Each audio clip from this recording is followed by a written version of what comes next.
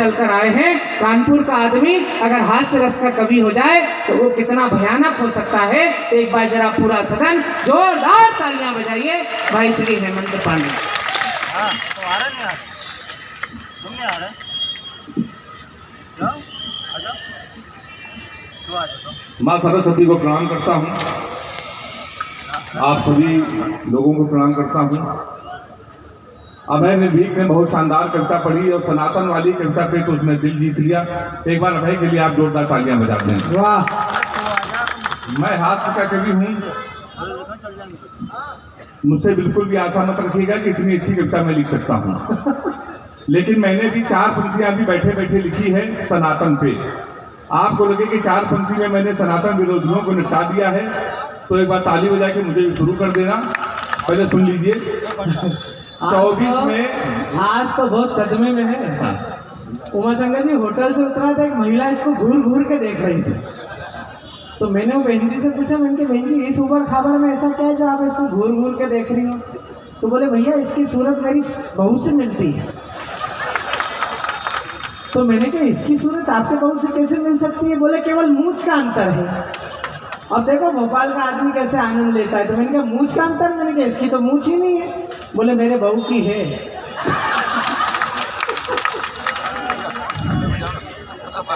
शशिकांत भैया जो भी कह रहे हैं बिल्कुल सच कह रहे हैं। मैं इनके विषय में कुछ नहीं कहूंगा, क्योंकि हमारे पिताजी ने चलते समय कहा था, बेटा कभी कोई छोटा बच्चा कुछ कहे और कोई यादव कहे, उसका जवाब कभी मत देना, क्योंकि मैं तो उस प्रदेश से आया हूँ जहाँ यादवों की स्थिति इतनी खराब है। यहाँ तो ये संचालन कर रहे हैं, वहाँ तो पशुपालन तक नहीं कर पा रहे हैं। एक बार ताली हो जाइए जोरदार। तो मैं उसी उत्तर प्रदेश से आया हूँ, लेकिन मैं सम्मान बहुत करता हूँ आप लोगों का। मैं हास्य का कवि हूँ, बिल्कुल मुझसे आशा मत रखिएगा कि अभय की तरह अच्छी कविता मैं आपको सुना पाऊंगा। सनातन पर उसने इतनी अच्छी कविता पढ़ी कि मैं मजबूर हो गया कि मैं 4 पंक्तियां लिखूं। मैंने बैठे बैठे 4 पंक्तियां लिखी। अगर आपको लगे हास्य कवि भी सनातन विरोधियों को निपटा सकते हैं तो ताली बजा के मुझे शुरू कर देना। जिन लोगों ने सनातन का विरोध किया, शशि भैया मैंने 4 लाइन भी लिखी। स्वागत। 24 में दिल तुम्हारा हम तोड़ आएंगे, जो चुनाव की तैयारी कर रहे हैं। 24 में दिल तुम्हारा हम तोड़ आएंगे, जिस रास्ते पे हो वहां कई मोड़ आएंगे। सनातन के विषय में किसी ने कुछ कहा, उसकी ठठरी बांध के बागेश्वर धाम हम छोड़ आएंगे।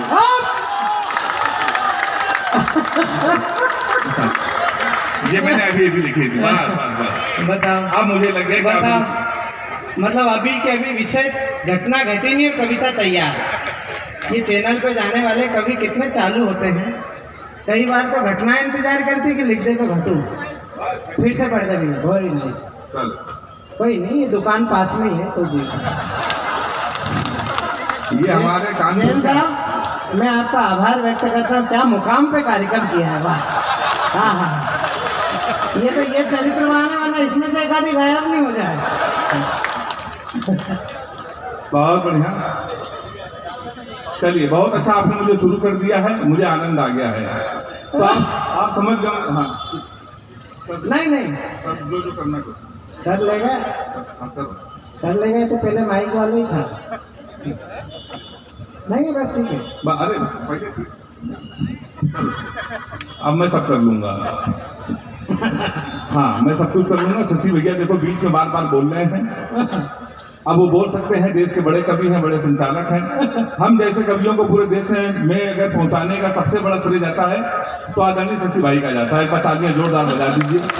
मैं सही बता रहा हूँ आपको, मैं इनके किसी भी बात का जवाब नहीं दूंगा मंत्री जी, किसी भी बात का जवाब नहीं दूंगा। जवाब मैं इसलिए नहीं दूंगा कि मुझे एक लघु कथा याद आ रही है। एक बार एक गधे की चीते से लड़ाई हो गई। बहुत भयंकर झगड़ा हो गया, मारपीट हो गई। मारपीट इसलिए हो गई कि गधे ने कहा ये जो घास है, घास ये नीली होती है। चीते ने कहा नहीं घास नीली नहीं होती है, घास हरी होती है। गधे ने कहा नहीं नीली होती है, चीते ने कहा हरी होती है। दोनों में झगड़ा मारपीट हो गई। अब दोनों ने कहा इसका फैसला कौन करेगा? दूसरे ने कहा महाराज करेंगे। महाराज मतलब जंगल का राजा शेर। दोनों लोग शेर के पास गए। चीते ने कहा महाराज ये 1 घंटे से गधा परेशान कर रहा है, ये कह रहा है घास नीली होती है। तो राजा ने कहा, शेर ने कहा कि तुमने क्या कहा? उसने कहा हमने कहा कि घास हरी है तो हरी होती है। अब आप ही फैसला कीजिए, घास हरी होती है नीली होती है। तो राजा ने फैसला किया, उसने कहा गधा सही कह रहा है, घास नीली होती है। और इस चीते को 2 साल के लिए जेल भेज दिया जाए, इसको खाना पीना इसका बंद कर दिया जाए। चीते ने कहा ऐसा क्यों कर रहे हैं महाराज? तो शेर ने कहा कि जो आदमी गधे से बहस करे ताली जोरदार बजाइए एक बार आप लोग। नहीं, ताली आप जोरदार बजाइए कि इस लघु कथा में गधा ये है। देखिए कानपुर ब्राह्मण को छेड़ रहे हैं, अगर ऐसे ही मुझको छेड़ेंगे तो 4-5 लघु कथाएं मुझे और याद आ रही हैं जो मैं अभी आपको नहीं सुनाऊंगा। तो मैं साहब कानपुर से आया हूँ, एक स्कूल में पढ़ाता हूँ। हास्य कभी अगर टीचर हो जाए तो बच्चे का भविष्य आप समझ सकते हैं। हमने अपने स्कूल के एक बच्चे से पूछा, हमने कहा बेटा ये बताओ 1 किलो रुई और 1 किलो लोहा दोनों में भारी क्या होगा? उसने कहा मास्टर साहब लोहा भारी होगा। मैंने कहा बेवकूफ, मैं ये तुमसे कह रहा हूँ कि 1 किलो रुई 1 किलो लोहा, जब दोनों 1 किलो है तो लोहा कैसे भारी होगा? उसका जवाब सुनिएगा। उसने कहा मास्टर साहब आप हमको 1 किलो रुई फेंक के मारिए, हम आपको 1 किलो लोहा फेंक के मारते हैं, आप जान जाएंगे क्या भारी होगा। हमने दूसरा क्वेश्चन पूछा, हमने कहा हिंदुस्तान में सबसे तेज उड़ने वाले पंछी का क्या नाम है? उसने जवाब दिया हाथी। हमने खड़े हो जाओ, तुम्हारे बाप क्या करते हैं? उसने कहा योगी जी के बुलडोजर चलाते हैं। हमने कहा बैठ जाओ, हाथी सही जवाब। तो आजकल का मास्टर भी बड़ा होशियार होता भाई साहब। तो मैं उसी उत्तर प्रदेश कानपुर से आया हूँ।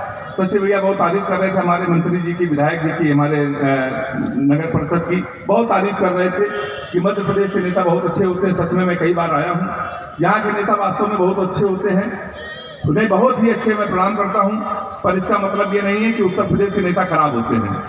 हमारे उत्तर प्रदेश के भी नेता बहुत अच्छे हैं।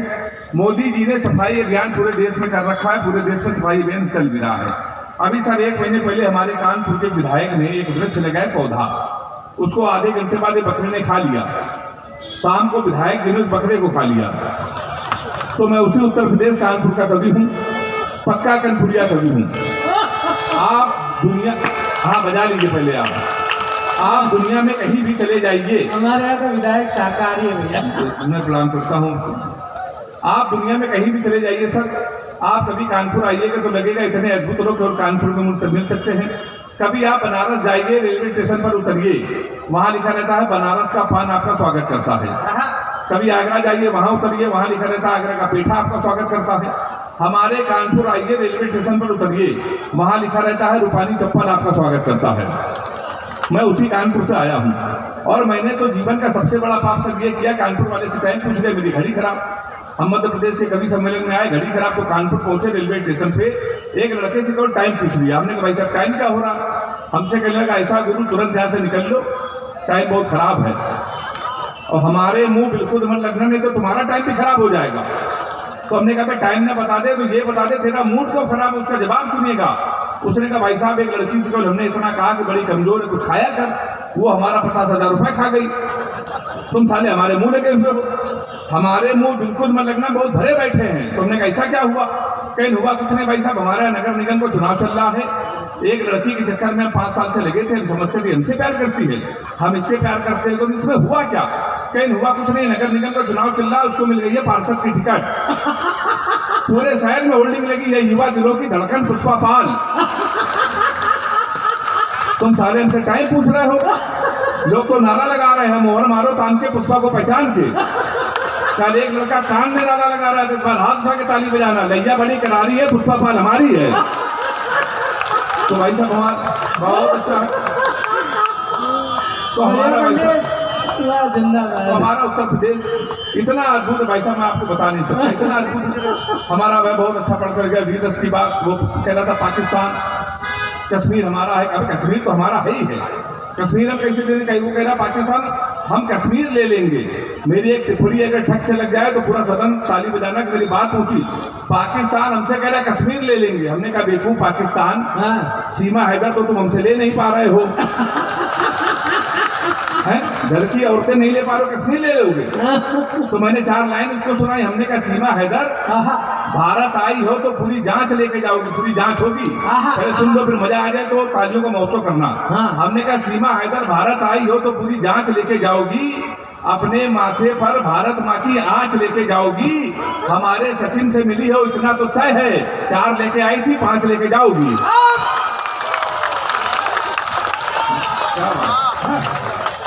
तो भाई साहब हमारी देशभक्ति इसी तरीके की है। सही बता रहा हूँ आपको, 370 जब हटी तो इमरान खान जब प्रधानमंत्री थे उन्होंने कहा इस पर हम इंटरफेयर करेंगे, मध्यस्थता।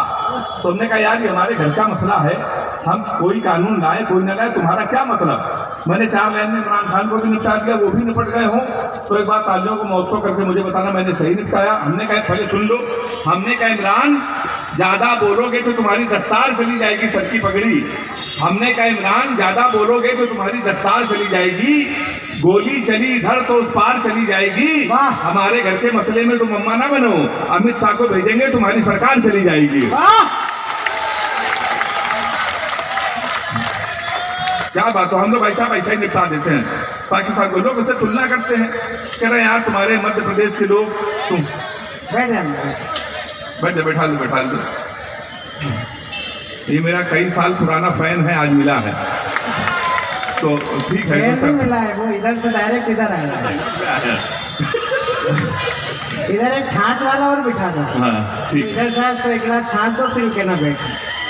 चलिए एक बार ताली हो जाएगी जोरदार, ये थोड़ा सा विकटन होता रहता है। ये वही ताली बजा रहे हैं जो छाछ का मतलब समझ रहे हैं। अच्छा तो भाई साहब हम लोग, मैं तो आपको बता चुका, लोग तुलना करते हैं। मैं तो उत्तर प्रदेश से आया हूँ, तो लोग कहते हैं कि अभी जब नीरज चोपड़ा ने स्वर्ण पदक जीता भाला फेंकने में, तो एक कवि ने हमसे कहा कि भैया यही भाला हम पाकिस्तान में फेंक दें तो पाकिस्तान तो निपट जाएगा। हमने कहा यार इसमें हिंदुस्तान की बेइज्जती है, भाला इतना बड़ा, पाकिस्तान इतना बड़ा। मैंने 4 लाइन में पाकिस्तान को निपटा दिया है। अगर आपको लगे हाथ से कभी भी निपटा सकते हैं तो एक बार ताली बजा के बताना मैंने सही निपटाया। हमने कहा कपड़े जिसपे टंगते हैं वो कीली फेंक के मारेंगे, कपड़े जिसपे टंगते हैं वो कीली फेंक के मारेंगे, कसी हुई ना मिल पाई तो ढीली फेंक के मारेंगे। जो भाला फेंका नीरज ने वो चीन की खातिर रखा है, पाकिस्तान तुमको तो हम तीली फेंक के मारेंगे। तो हम लोग ऐसा वैसे ही निपटा देते हैं पाकिस्तान को। तो लोग ऐसा मुझे तुलना करते हैं, कहते यार तुम्हारे उत्तर प्रदेश के लोग, मध्य प्रदेश के लोग कितने आलसी, कितने नकारा हैं। हमारे पंजाब के लोग, हरियाणा के लोग हर साल स्वर्ण पदक जीतते हैं। तो हमने कहा भाई साहब हमारे उत्तर प्रदेश के लड़कों में और तुम्हारे पंजाब के लड़कों में बहुत अंतर है। जो लोग उत्तर प्रदेश के लोग हों, अंतर अगर सही हो तो आप ताली बजा के बताना मेरा अंतर सही है। कहने के तुम्हारे उत्तर प्रदेश के लड़के कितने आलसी हैं, पंजाब के लड़के, हरियाणा के लड़के हर बार स्वर्ण पदक जीतते हैं। हमने कहा हरियाणा के बच्चों में, हमारे यूपी के बच्चों में बहुत अंतर है। हरियाणा का बच्चा सब सुबह 4 बजे जगता है, सबसे पहले वो जाता है जिम, 4-5 घंटे जिम करता है, उसके बाद आता है मॉर्निंग वॉक करता है, टाइम्स ऑफ इंडिया पढ़ता है, 4-5 किलो फल खाता है, फिर वो सो जाता है। शाम को 5 बजे फिर वो सो के उठता है, फिर वो जिम जाता है, फिर 4-5 घंटे घूमता है, फल खा के वो सो जाता है। कुल मिला के उत्तर प्रदेश, हरियाणा और उत्तर प्रदेश के बच्चों में केवल ये अंतर है, हरियाणा का बच्चा एक दिन में 4-5 घंटे जिम, 4-5 घंटे मॉर्निंग वॉक करता है। हमारे उत्तर प्रदेश और मध्य प्रदेश के लड़के 9:30 बजे सुबह सो के उठते हैं, वो भी तब जब उनका बाप उनको लतियाता है। सबसे पहले वो जाता है घर के नजदीक पुलिस चौकी, दरोगा के साथ एक सेल्फी लेता है, फेसबुक में पोस्ट करता है, नए चौकी इंचार्ज रामकिशोर कनौजिया भाई साहब का सानिध्य प्राप्त हुआ, फिर वो आके सो जाता है ना। ये तो होता ना यार। शाम को 5 बजे फिर वो सो के उठता है, उसी दरोगा को प्रेशर में लेने के लिए स्पीकर खोल के फोन करता है, दोकाल दिखाने के लिए। दरोगा जी नमस्कार, पहचाना? अब दरोगा समझता गुरु उस समय इसके मुंह ना लगो, इस समय तो उसके लगी हुई है। वो दरोगा उसका फोन काट देता है, फिर वही दरोगा 12 बजे मारते मारते उसको थाने लेके आता है, आपकी सेल्फी डालता है वही दरोगा, गुड्डू भैया 100 ग्राम चरस के साथ धरे गए। फिर गुड्डू भैया की होती रात भर कुटाई, फिर लोकल विधायक उसकी पैरवी करता है, फिर वो छूट के आता है। तो हम लोग विधायक बनने के लिए हैं कि ना कि दंड खेलने के? बतालियां जोरदार आप बजा सकते हैं। तो हमारा उत्तर प्रदेश साहब इतना अद्भुत है, इतना अद्भुत है।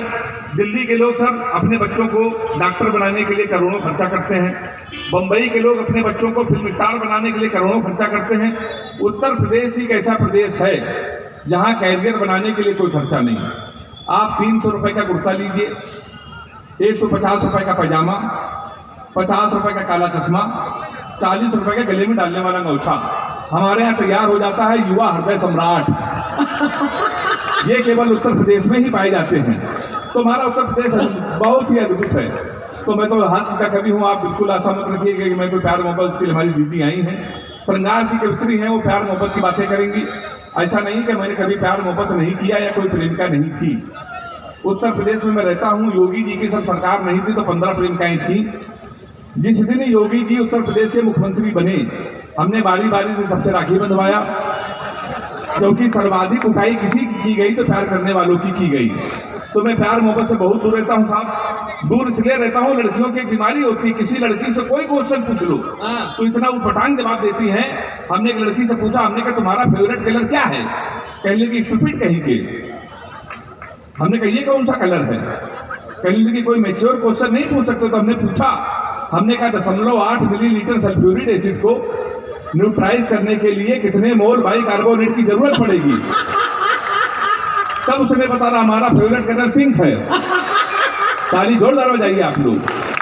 तो साहब मैं बहुत दूर रहता हूँ, लड़कियों से मैं बहुत दूर रहता हूँ सर। एक बीमारी और है, बीमारी सही हो तो नौजवान हाथ उठा के मेरा समर्थन करना। लड़कियों की एक बीमारी है, किसी लड़की को गौर से देख लो तो कहेंगी देखो कैसे कुत्ते की तरह देख रहा है, ना देखो तो कहेंगे कुत्ता देख भी नहीं रहा है।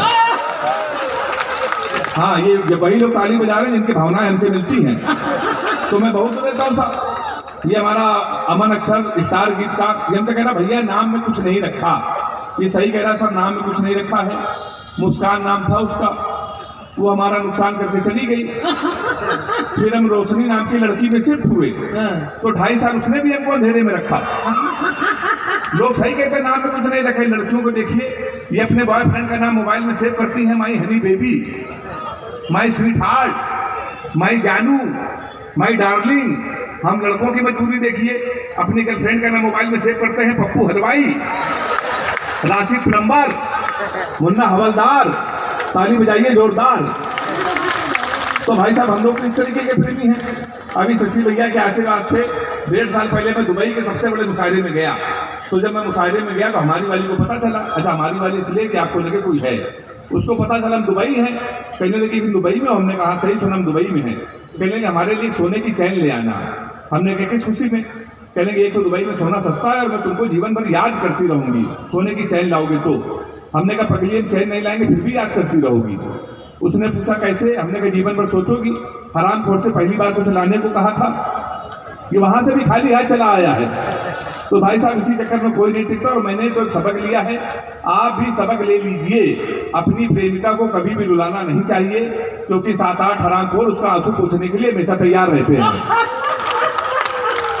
तो मैं बहुत दूर रहता हूँ साहब। ये लड़कियां बड़ी इमोशनल होती हैं सर, इतनी इमोशनल होती हैं, कभी कभी बड़ी लाड़ में आ जाती है। हमारी वाली एक बार दोपहर में 2:30 बजे लाड़ में आ गई। हमको फोन करके कह रही है कि सो रहे हो तो सपने भेजो, जाग रहे हो तो यादें भेजो, मुस्कुरा रहे हो तो हंसी भेजो।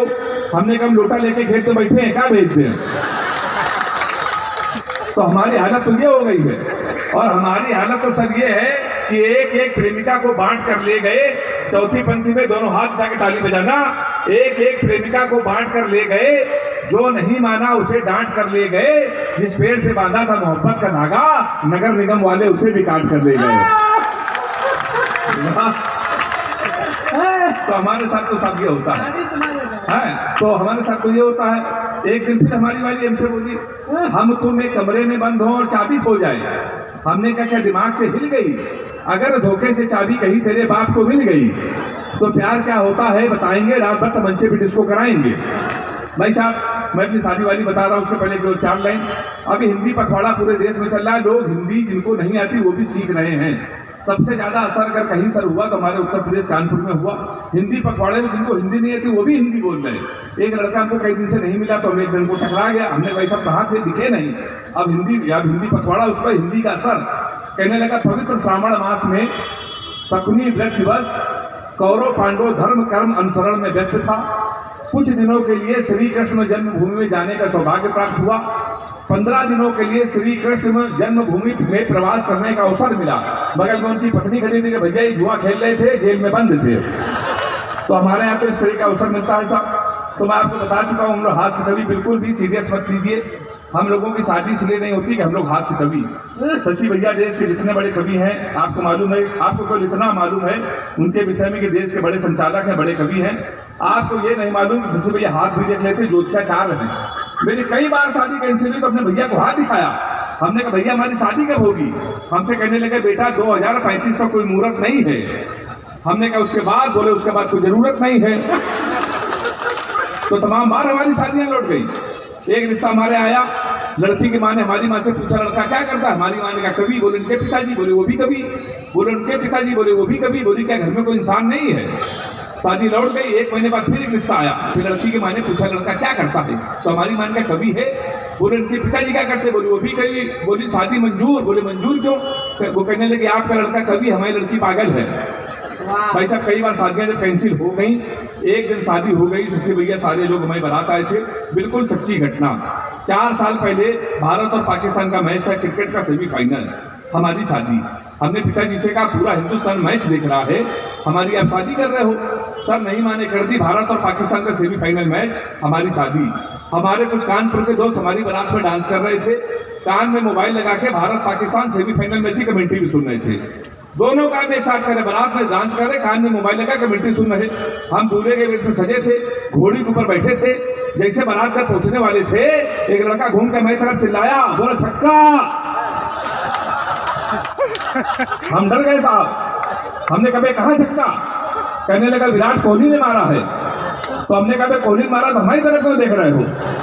शादी के पहले दिन छक्का कह रहा हो, देख के हमको। हमने कब की मारे तो हमारी तरफ ना देखना। पता चला 2 मिनट पर इंडिया मैच जीत गई। किसी ने खुशी के मारे घोड़ी के नीचे सुतली बम रख दिया। वो बम फटा तो घोड़ी भागने लगी, हम भी भागने लगे। हमने चलती घोड़ी से पिताजी को फोन मिलाया। हमसे बोले कहाँ बेटा? हमने कहा पिताजी भाग रहे हैं। बोले किसके साथ? शादी तो हम लोग ऐसे वजह से बारात आए थे। हमने कहा घोड़ी के साथ। बोले मैं शर्म नहीं आती, भागने तो किसी लड़की के साथ भाग जाते।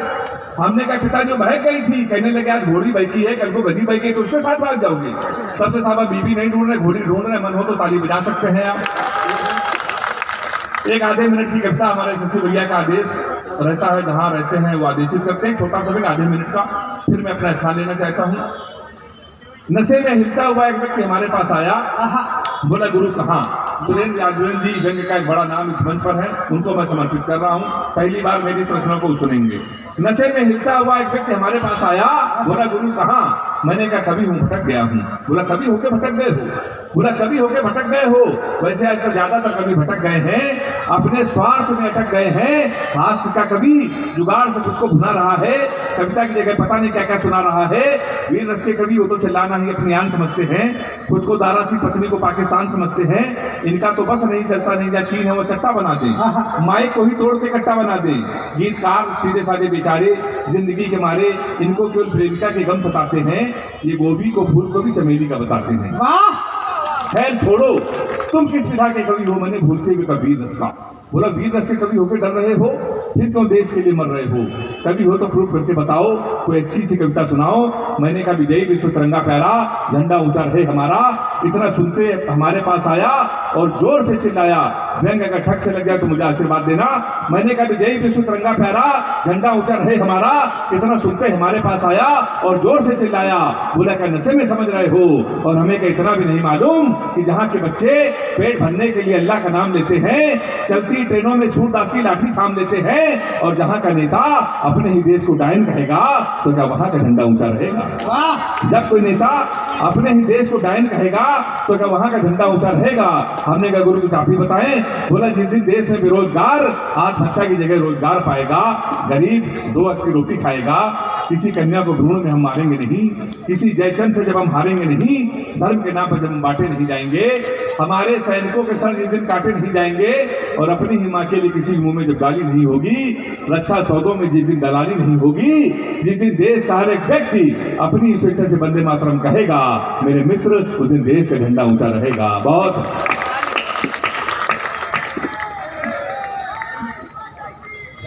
ये थे भाई हेमंत पांडे, जिन्होंने आपकी मुस्कुराहट को ठहाकों में तब्दील कर दिया और हंसते हंसाते हुए उन्होंने देश की एक बड़ी विकृति पर उंगली रखी।